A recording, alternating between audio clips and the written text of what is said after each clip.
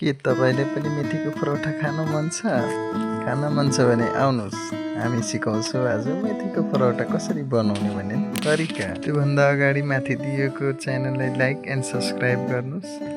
अब आउनुहोस्, हामी भिडियो बनाउने तरिका सिकाउँदैछु। फर्स्ट अफ अल मेथीलाई मजाले धुनु अनि त्यसपछि मसिनो गरी काट्नु। काटिसकेपछि यसलाई बाँकी भएको मेथीलाई मिक्सचरमा हाल्ने। मिक्सचरमा हालेर मजाले सेट गरेर पिठो बनाउने। एकदम मसिनो गरी पिठो बनाएपछि आदुवा, खुर्सानी, लसुनलाई कुट्नु मजाले।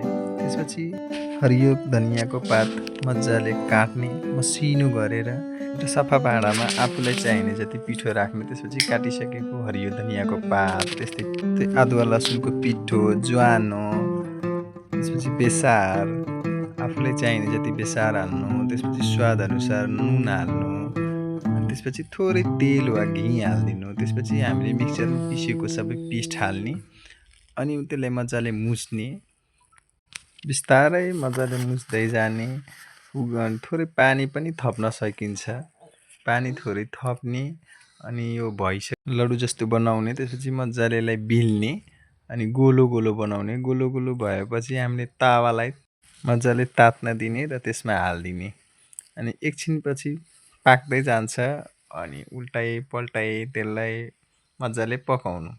त्यसपछि घी दल्ने, मजाले दलेर आफूलाई चाहिने जति अनि दलेर पनि थोरै एकछिन पकाउनु पर्छ।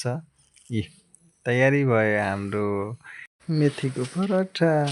अब तपाईले आफ्नो स्वाद अनुसार दहीसँग वा अचारहरूसँग जेसँग मन लाग्छ मजाले खाने। तपाईहरुलाई कस्तो लाग्यो हाम्रो भिडियो प्रक्रिया दिनुहोला र अझै यस्तै केहीको रेसिपी चाहियो भने कमेन्ट गर्नुहोला। लाइक कमेन्ट ठोक्न चाहिँ नबिर्सिनु है त। अरु केही चाहिएमा कमेन्ट गर्नु। धन्यवाद।